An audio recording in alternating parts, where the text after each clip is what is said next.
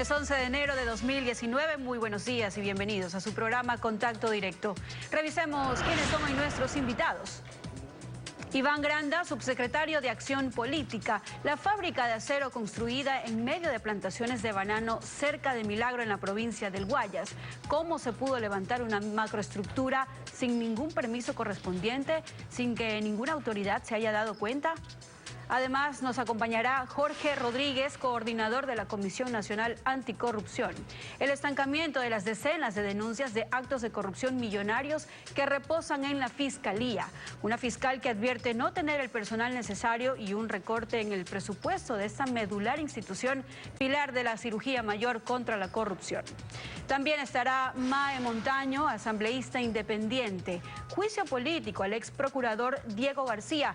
Ayer varios legisladores dejaron sin quórum el pleno y se estancó el proceso. ¿De qué se lo acusa políticamente a García? ¿Habrá los votos para su censura o será salvado? Lo examinaremos. El gobierno presentó el reglamento a la Ley de Fomento Productivo para que empresarios y emprendedores puedan acogerse a sus beneficios. El ministro de Finanzas, Richard Martínez, anunció que en febrero se enviará un nuevo proyecto denominado Ley de Fomento Productivo 2. Devolución del impuesto a la salida de divisas, exoneración del pago del impuesto a la renta de hasta por 20 años para nuevas inversiones y la simplificación del trámite para el permiso ambiental son algunos de los beneficios que ya se pueden aplicar con la vigencia del reglamento, la Ley de Fomento Productivo, que expuso este jueves el presidente Lenín Moreno a los empresarios durante el recorrido de una planta de procesamiento de madera en Quito. Las empresas que desean beneficiarse de los incentivos tributarios deben cumplir con un requisito fundamental: incrementar empleo. Incrementar empleo, así se van a beneficiar de los incentivos tributarios. En este marco, el ministro de Finanzas, Richard Martínez, anunció que en febrero de este año se enviará un nuevo paquete de reformas económicas a la Asamblea, la denominada Ley de Fomento Productivo 2. El objetivo, optimizar el gasto en otras áreas del Estado y continuar con los beneficios para incrementar la inversión privada. Para optimizar las empresas públicas, para modernizar el mercado de valores, para generar más inclusión financiera, para acelerar los procesos de alianza público-privada y para garantizar que la dolarización tenga un marco institucional sólido. Daniel Legarda, presidente ejecutivo de la Federación Ecuatoriana de Exportadores, quien también asistió al evento, advierte que una nueva ley productiva debe estar acompañada por una reforma laboral. Los jóvenes que están sin trabajo, las amas de casa que están sin trabajo, entienden que es necesario y ellos saben, están viviendo en el día a día esa necesidad de poder ser contratadas bajo un esquema que se adapte un poco más a las nuevas necesidades, a las nuevas demandas que tiene la población. Moreno anunció además que la actual Ley de Fomento Productivo ya generó los primeros ingresos. Se trata de 1.270 millones de dólares, correspondientes al proceso de remisión, es decir, personas naturales y jurídicas que cancelaron sus deudas tributarias hasta finales de 2018 para evitar el pago de multas e intereses. La actualidad, los protagonistas, el análisis y la información en Contacto Directo. Lenin, ¿cómo estás? Muy buenos días. Buenos días, Samantha. Buenos días con todos quienes nos acompañan a esta hora. El pasado 22 de abril del 2018, el programa Visión 360 presentó la siguiente denuncia sobre una acería que se había instalado en el Cantón Milagro. Observemos. Para empezar, no tiene permiso de construcción, no tiene permiso de suelo de uso industrial, ya que se encuentra en un área agrícola y residencial. No cuenta con licencia ambiental, no tiene autorización de uso de agua, patente, permiso de funcionamiento, en fin, nada. Cuando a nosotros, al resto de empresas afiliadas, para poder hacer una ampliación de un galpón, nos exigen todo ese tipo de licencias. Los vecinos aseguran que los chinos les han tratado mal, que les hacen trabajar muchas horas y no pagan extra, que no les importan las demandas ni los reclamos de la comunidad. Yo no trabajo con nada de la gente de aquí, yo vengo directamente de Quito. Ya. Y yo solamente de allá del presidente del... ¿Qué le dijo? Así me dijeron. Entonces, y me dijo, y de aquí del municipio nada que ver, yo vengo con una pistola y pum, pum, pum. Finalmente, aunque un poco tarde, el GAT de Milagro clausuró la fábrica por no contar con los permisos de construcción. Está clausurado aparentemente, pero los trabajadores entran y salen y trabajan. Maquinaria entra y sale, están trabajando. Fedimetal también hizo una denuncia al Ministerio de Medio Ambiente, el cual hizo una inspección. El contenido de ese examen arrojó resultados alarmantes. Esta empresa está prácticamente ante puertas de comenzar su operación y no tiene permisos ambientales, no se hizo un estudio de impacto ambiental. Y el 27 de junio del 2018, el entonces superintendente de Ordenamiento Territorial, Fernando Cordero, se refería a la misma denuncia, pero desde su ámbito. Escuchémoslo. Que la superintendencia no tiene nada que hacer, que la superintendencia estorba. Vean solamente, porque aquí hay gato encerrado, Vean por favor esta imagen que están ahí en la pantalla. Hay empresas que de la noche a la mañana aparecen en medio de cultivos. De la noche a la mañana, sin permisos municipales, violando el plan de ordenamiento territorial del cantón. Eso se hace justamente por falta de ordenamiento territorial. Iván Granda, subsecretario de Acción Política, buenos días. ¿Dónde está la novedad de lo que ustedes en rueda de prensa han referido como un nuevo caso de corrupción? Esto salió a la luz el año anterior, ustedes ya eran gobierno, recién lo denuncian, han transcurrido algunos meses, ¿por qué? Buenos días a Ecuavisa, un placer estar aquí con ustedes, Lenin. Efectivamente, desde el programa Visión 360 nosotros retomamos esa denuncia que ustedes habían presentado, en tanto y en cuanto planteaba dos situaciones anómalas, la precarización laboral y evidentes acciones que violentaban al derecho del ambiente. En ese contexto, Lenin, lo que nosotros luego encontramos es defraudación tributaria, que es un delito grave, defraudación aduanera, la precarización laboral a la que han hecho referencias, delitos hidrocarburíferos, o sea, un concurso de delitos que dan como resultado un posible y presunto caso de lavado de activos y testaferrismo. 8 meses les tomó eso. Así es, nosotros tenemos que respetar el debido proceso. Nosotros hemos creído que es importante que las denuncias de los medios de comunicación que antes a ustedes los perseguían, nosotros en cambio asumimos condiciones de relacionar estas denuncias que son precarización laboral y medio ambiente, que es un tema importante, pero ninguno de los dos constituye per se un delito. Lo que nosotros en este caso hemos encontrado son presuntos delitos supremamente graves. Sí, claro, la precarización laboral no es un delito, pero requiere de acciones administrativas que se podían haber tomado de inmediato, ¿no? Bueno, hoy tenemos nosotros un resultado contundente, porque así es el gobierno del presidente Moreno, contundente frente a los actos de corrupción. Ahora, ustedes han dicho que esta empresa está relacionada directamente con Jorge Glass, con Tomislav Topic y con Ricardo Rivera. ¿Cuáles son los indicios que los llevan a afirmar aquello? Nosotros somos respetuosos, le puedo dar los detalles de todo el tema de defraudación tributaria, que es materia del Ejecutivo, es del Poder Judicial, la Fiscalía, la que tendrá que desarrollar la investigación y los actos relacionales sobre los temas de los indicios que se han encontrado, porque si no estaríamos nosotros infiriendo, como lo hacía el gobierno anterior, en la justicia, generando sentencias por edictos, como lo hacían antes en sabatinas. Nosotros en cambio lo que hemos hecho es explicar qué es lo que pasa con una defraudación aduanera, qué ocurre, cómo se la da, en qué condiciones está. ¿Por qué? Porque depende directamente del Poder Ejecutivo. La directora María Alejandra Muñoz, que es la directora de la SENAE, presentó una denuncia como parte del gobierno a la Fiscalía General. La Fiscalía General practicó un acto urgente. ¿Y qué es lo que encontramos en materia del Ejecutivo? Que existe una presunta defraudación aduanera. ¿Por qué? Porque en el 2014 empieza esta empresa a funcionar. En el 2017 hace una importación por $413.000.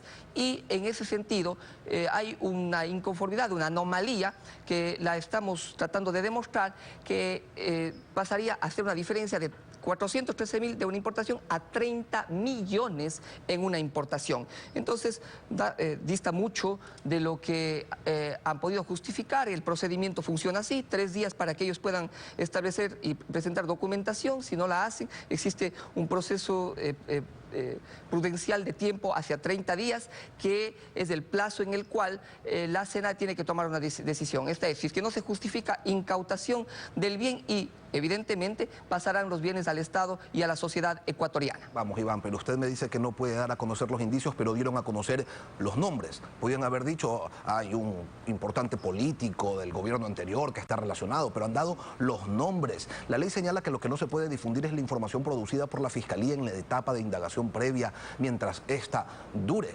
¿Qué es lo que pasa entonces? ¿Ustedes no quieren o no pueden argumentar lo que señalaron en la rueda de prensa? No, se pueden ir los elementos de convicción. ¿Cómo ocurre el sistema penal y cómo funciona? Una indagación previa, como usted bien señala, es privada. Es una indagación que establece condiciones de elementos de convicción que se suman para tener un caso. Nosotros lo que tenemos son elementos relacionales que les hemos presentado a la Fiscalía. La Fiscalía tendrá que generar un cruce de llamadas, una generación de ver los vínculos comerciales con las personas a las cuales usted hace referencia. Nosotros inclusive, cuando se presentó en la rueda de prensa, la pregunta vino de los medios de comunicación.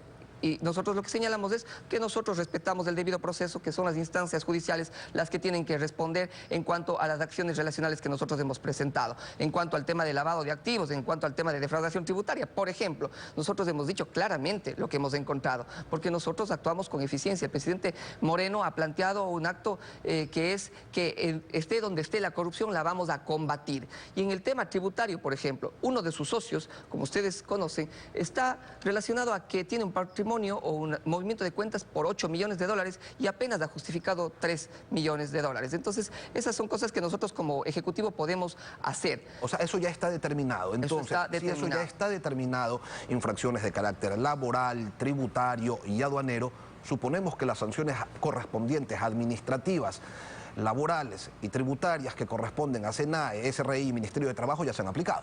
Sí, la fábrica está clausurada por parte del Ministerio del Trabajo porque no solo encontraron la precarización laboral, que es gravísimo, no estaban asegurados al IES, se les pagaba en efectivo $15 al día con 12 horas de trabajo, no tenían seguridad social, seguridad industrial, en medio de las bananeras tenían espacios de contaminantes supremamente fuertes y lo cual dio como resultado una clausura hasta que devenga un proceso en donde tengan que ellos justificar y corregir esos errores. En el caso aduanero lo he explicado y en el caso tributario se ha pedido la información para que existan condiciones de un tratamiento mejor en este tema. No olvidemos que ese mismo día se practicaba un allanamiento en la ciudad de Guayaquil. Fueron 2 allanamientos, Lenin, el uno en Milagro y el otro en Guayaquil. En Guayaquil ellos habían fijado un lugar de venta de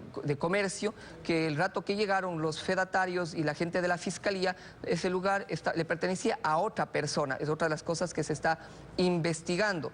De igual forma, en este caso y curiosamente, uno de las personas relacionadas o las empresas relacionadas con la empresa acerera tiene la producción y la exportación de moluscos, cosas que no tienen nada que ver con la empresa. Entonces, en esas condiciones nosotros hemos actuado con firmeza, con convicción. Nos gustaría tener una ley que castigue con mayor fuerza el testaferrismo. La ley anticorrupción está en la Asamblea Nacional, ha pasado por primer debate, esperamos que esta esté pronto en vigencia para poder hacer una mejor persecución penal por parte de los órganos de la Fiscalía y de la función judicial. Iván, y ya que usted está hablando de curiosidades, si retomaron esta investigación en abril luego de que salió el reportaje en Visión 360, ¿cómo es posible que el 14 de agosto del 2018, en el régimen del presidente Moreno, José Antonio Carrera Andrade como subsecretario de Agricultura haya concedido el cambio de uso de suelo de rural a industrial a esta empresa que se instaló entre plantaciones de banano?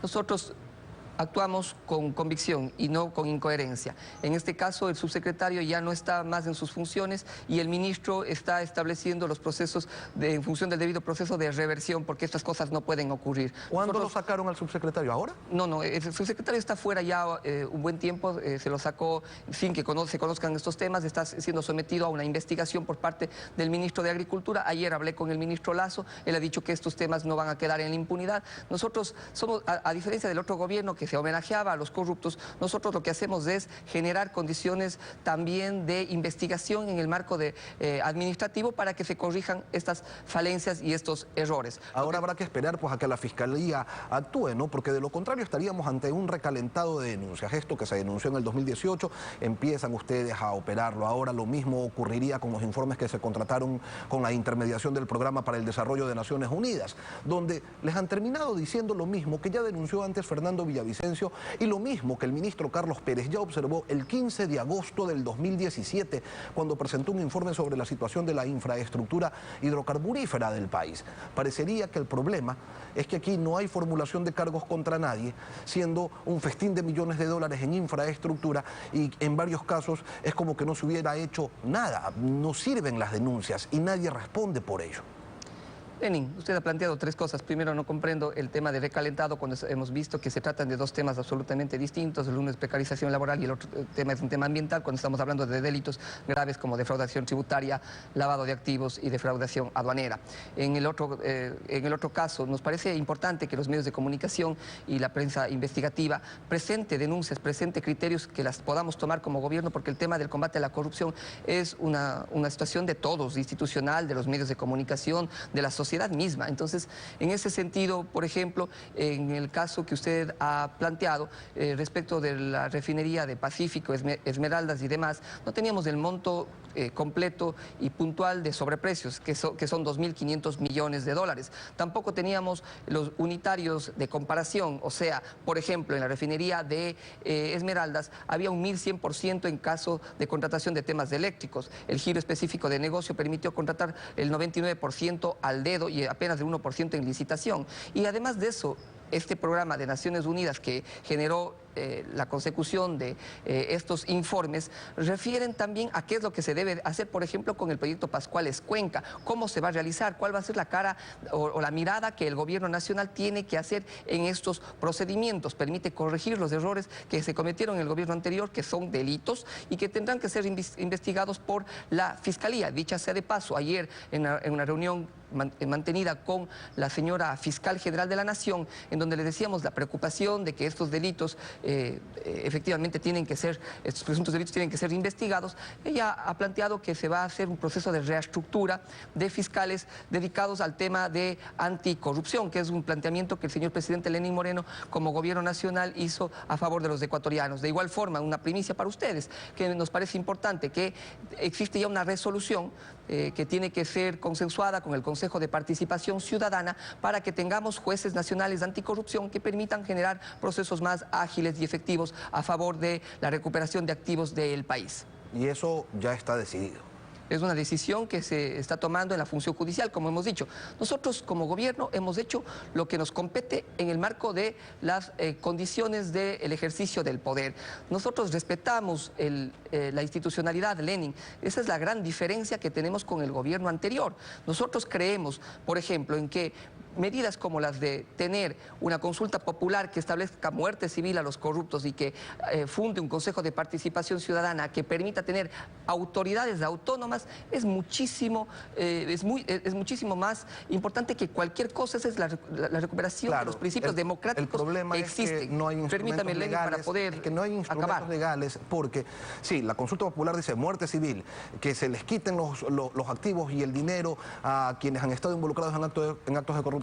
¿Y qué se ha hecho a nivel legislativo para que esto finalmente se pueda aplicar? No se ha hecho absolutamente nada y esta iniciativa no ha provenido tampoco por parte del Ejecutivo, no teniendo todas las facultades para coger y presentarlo. Entonces, que falta mucho todavía por hacer. Nosotros desde el 13 de septiembre presentamos una ley anticorrupción que permite combatir con mayor energía el testaferrismo, permite que no prescribe el delito de lavado de activos, premia la cooperación eficaz y rompe con ciertos niveles procesales donde podría haber demasiada demora o rémora procesal.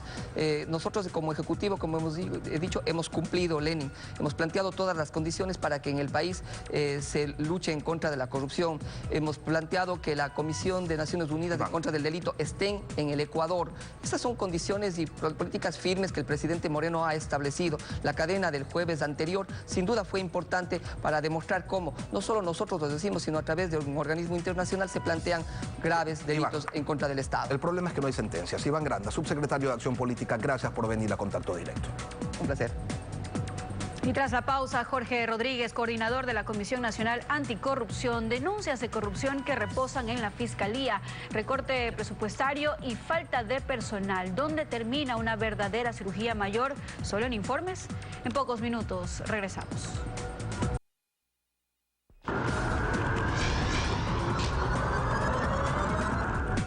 El presidente de la República hace llamados para que todos se sumen a la lucha contra la corrupción y pide que se realicen todas las denuncias. Y las denuncias, sí, se realizan. Lamentablemente no las hacen quienes tienen la obligación constitucional de presentarlas, como el Consejo de Participación Ciudadana y Control Social, que sigue ocupado en otros asuntos, pero las han hecho ciudadanos como Fernando Villavicencio y organizaciones como la Comisión Nacional Anticorrupción. Precisamente, el coordinador nacional de esta comisión, el economista Jorge Rodríguez, nos acompaña esta mañana. Buenos días, bienvenido a Contacto Directo.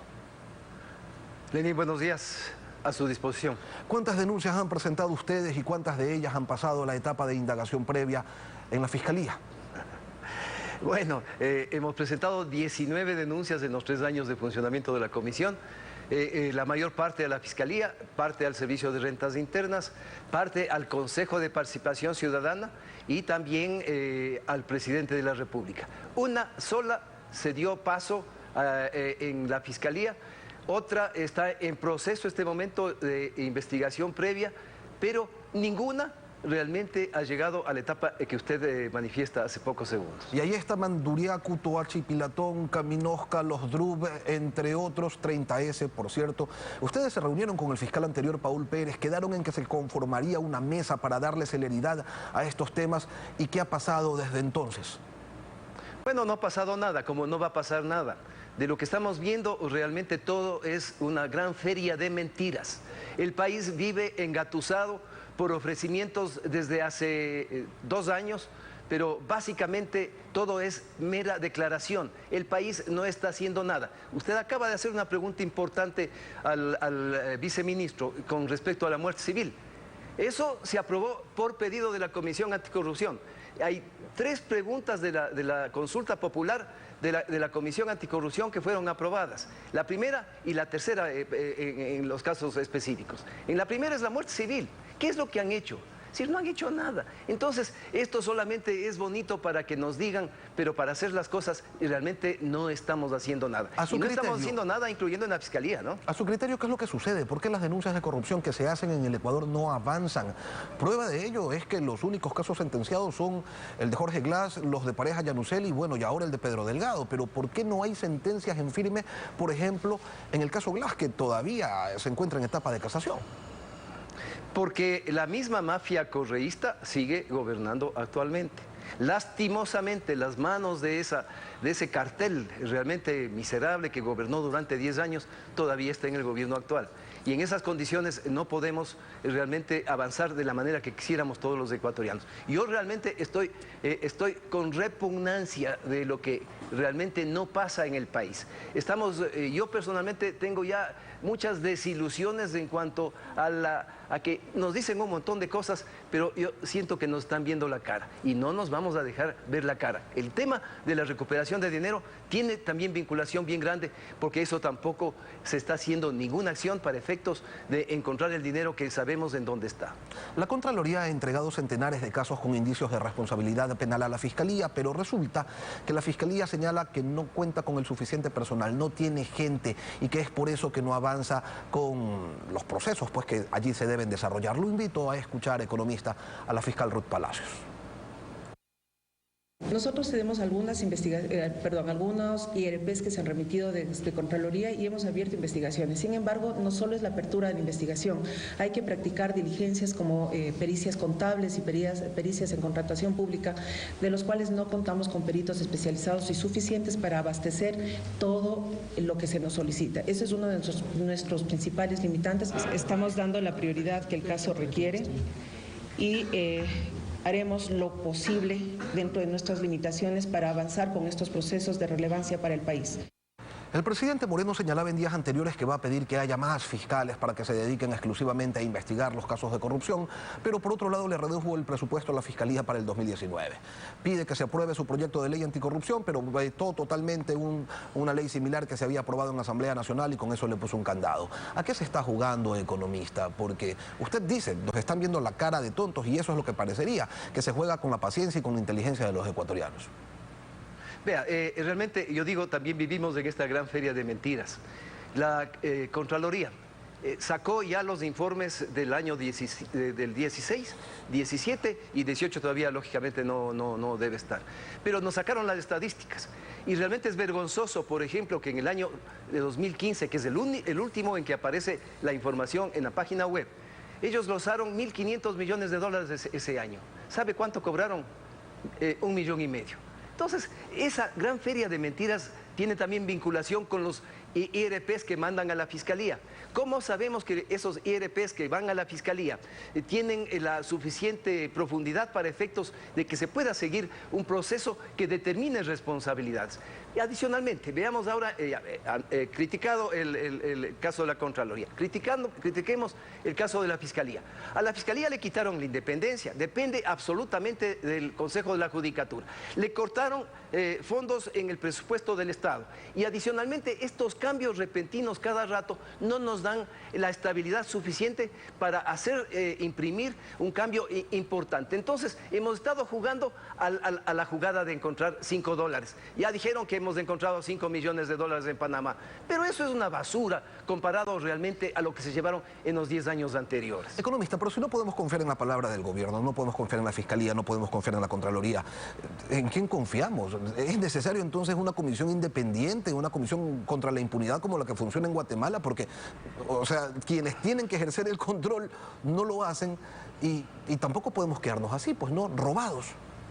Vea, yo le planteé personalmente al presidente Moreno, para mí sería vergonzoso que venga un español, un colombiano o un venezolano a manejar, primero que sea nombrado a nivel internacional y después que venga a nombrar, a gestionar la anticorrupción en el Ecuador. Seguimos con esos espíritus serviles que creemos que el extranjero es mejor que el ecuatoriano. Eso a mí me disgusta. Luego de ello yo le dije al presidente de la República, si es que eso me disgusta, nómbrale a la Comisión Anticorrupción, para que con el asesoramiento de Naciones Unidas podamos hacer una lucha no con venezolanos ni colombianos, sino con ecuatorianos. Y si quieres, le dije al presidente de la República, nombra personas adicionales que le den poder y fuerza a la Comisión Anticorrupción para decir las cosas como le hemos dicho, 3 años, $0 les ha costado al Estado. ¿Y qué le dijo el presidente? Bueno, en eso estamos, lastimosamente. Yo digo, me están viendo la cara y no les voy a dejar que nos vean la cara, porque en estas condiciones el país puede realmente, en momento de los momentos, tener problemas no solamente en lo económico, sino en lo político bastante grave. La Comisión Anticorrupción tiene ya 17 provincias con su gente trabajando. Este próximo jueves de la próxima semana tendremos una convención nacional con todos los dirigentes anticorrupción. Vamos a darle al ciudadano que recupere sus derechos constitucionales y que podamos abrir la boca para decirles ya basta de tanta mentira y de tanto cuento a los ecuatorianos. Jorge Rodríguez, coordinador nacional de la Comisión Nacional Anticorrupción. Gracias por venir a Contacto Directo. Breve pausa y cuando regresemos, Mae Montaño, asambleísta independiente, juicio político contra el ex procurador Diego García por incumplimiento de funciones. ¿Cuál es la acusación puntual? ¿Hay votos para su censura? Manténgase en nuestra sintonía.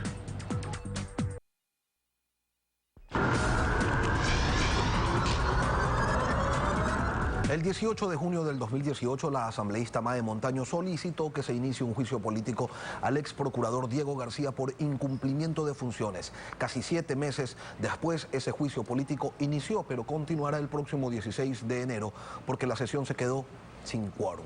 Mae Montaño, bienvenida a Contacto Directo.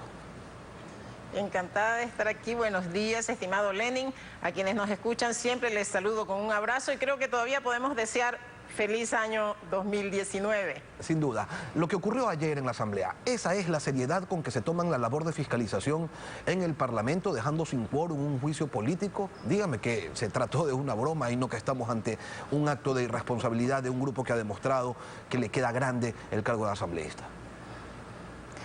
Yo quiero ser comprensiva en este caso para decir que el día que se escogió y el orden del día en el que se incluyó este juicio político no fue el más adecuado.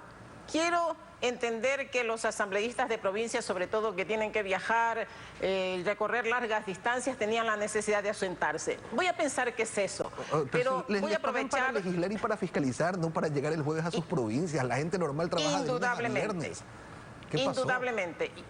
indudablemente. Y agradezco este mensaje suyo, Lenin, para decirle a los asambleístas que este juicio político es la respuesta al mandato de los ecuatorianos, a la exigencia que hace el pueblo de que sus representantes, de que sus asambleístas, de que la asamblea lleve adelante una lucha frontal, firme, oportuna, no esperando todo el tiempo que a ellos se les ocurre, para que la impunidad no brille. Este no es un juicio cualquiera. Estamos enjuiciando al procurador de la década del saqueo en el Ecuador, de esa corrupción de la que habló el economista Rodríguez en la entrevista anterior, de esas mafias, de esa acción que succionó los miles de millones que todavía hablamos de 40.000, de 50.000, de 70.000 millones. De eso estamos hablando, de ese procurador que se escudó en su propio silencio y que arropado en el silencio de la Contraloría inclusive y de la Fiscalía pretende todavía gozar de esa impunidad. No se lo vamos a permitir y la Asamblea tiene la obligación de hacer este juicio político lo más pronto posible. Para cerrar el tema de la falta de quórum, ¿a qué bancadas pertenecen aquellos asambleístas que se fueron?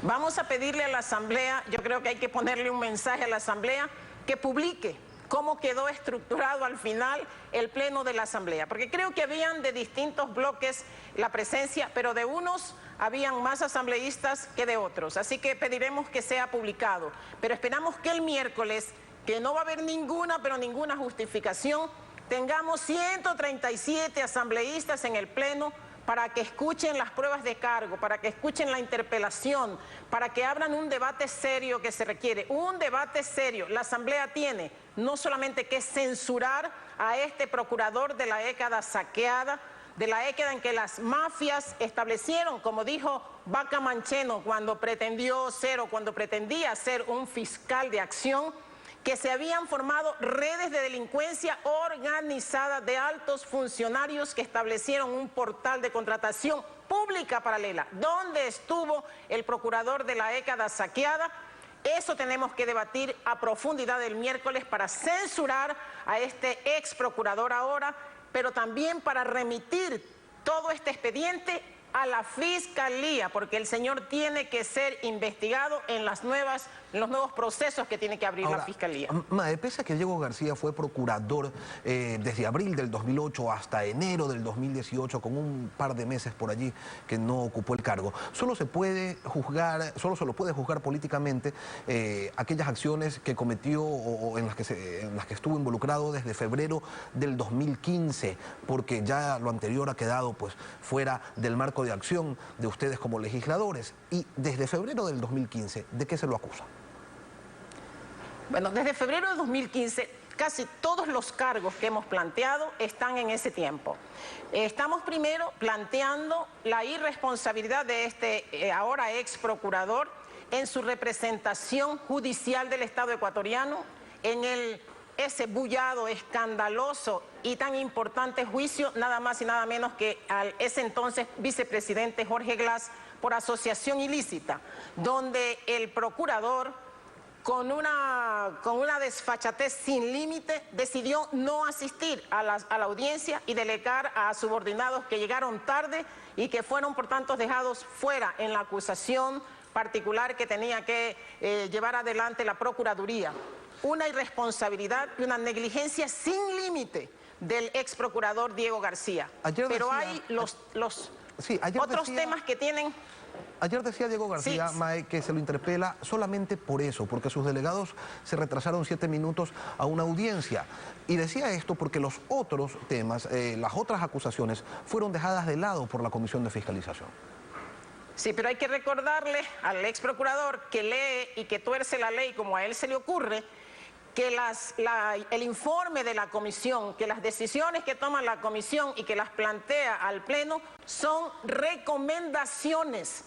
Por tanto, el juicio político se desarrolla en el pleno, en el debate de los 137 asambleístas, y es ahí cuando vamos a decidir las causales. Y ahí vamos a discutir y vamos a debatir sobre el tema de la arrogación de funciones que también se dio en este periodo que el ex procurador reclama en esta rebaja de tiempos, con una cobardía sin límites al no querer responder a sus 10 años. Pero hay otros temas que teniendo efecto en años anteriores, tuvieron sus consecuencias en el periodo que él tanto reclama, y es el tema del uso alegre de millones de dólares en producción de libros, en recorrer el mundo, en llevar videos, supongo yo, que para explicarle al mundo cómo se perdían los juicios internacionales que le han costado al país cerca de 2.000 o más de 2.000 millones de dólares, sin tomar en cuenta el último de Chevron perdido.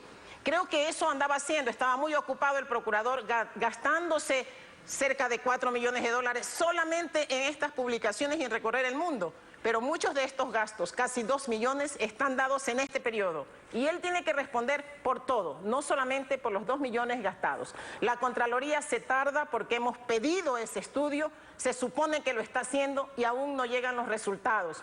Y yo digo, qué cinismo del ex procurador que mientras los jubilados de la Procuraduría, no estamos hablando de los jubilados de los maestros, funcionarios jubilados de la Procuraduría esperaban que les paguen sus bonificaciones y nunca la recibieron, mientras el ex procurador hacía feria de los recursos de los ecuatorianos.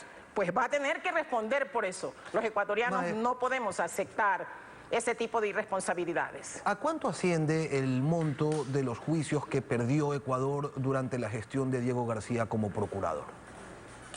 De estos grandes juicios internacionales, cerca de 2.000 millones de dólares nos ha costado, y a eso tenemos que sumarle las millonarias cifras pagadas a los bufetes de abogados. ¿Cuánto 25 millones a unas agencias, 20 millones a otras. Por ahí hay una que le pagamos 17 millones, perdimos el juicio, y Oxy, que ganó el juicio, gastó 13 millones.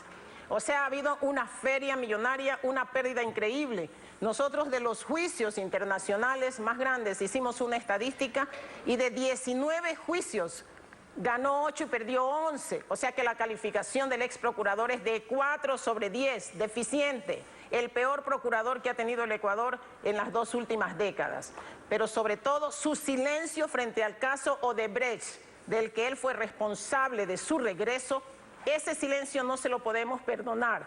Mire usted, Lenin y pueblo ecuatoriano, cuántos juicios, cuántas declaraciones de corrupción inmensa en estas contrataciones de Odebrecht a su regreso después del 2010, cuando el ex procurador aceptó el convenio de transacción para que Odebrecht regrese. Él tiene que responder por ese regreso, porque las consecuencias, más allá de que su acción fue en el 2010, sus consecuencias se han dado de manera continua desde el 2011 hasta ahora en todas las contrataciones de Odebrecht, y por eso en el juicio de Glass reclama por qué el ex procurador Diego García no está entre los procesados. ¿Por qué Diego García no está entre los procesados? Ahora, Mae, tomando en cuenta lo de ayer como antecedente, la falta de quórum, ¿usted cree que el próximo miércoles va a tener los votos para sancionar, para censurar al ex procurador?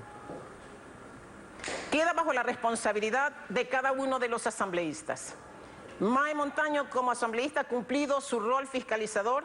Hicimos una investigación seria, 4 meses, porque no es fácil para los asambleístas conseguir la información y conseguir las pruebas. Lo hicimos. Vamos a presentar el miércoles cargos muy bien sustentados, con pruebas claras, con pruebas precisas, y cada asambleísta tendrá que asumir ante el pueblo ecuatoriano, porque este no es el juicio político de Mae Montaño al ex procurador, es el juicio político del pueblo ecuatoriano a un procurador en ese momento que ya fue censurado por su acción irregular, por haber dejado indefenso al Estado ecuatoriano, por no haber defendido a los intereses de los ecuatorianos.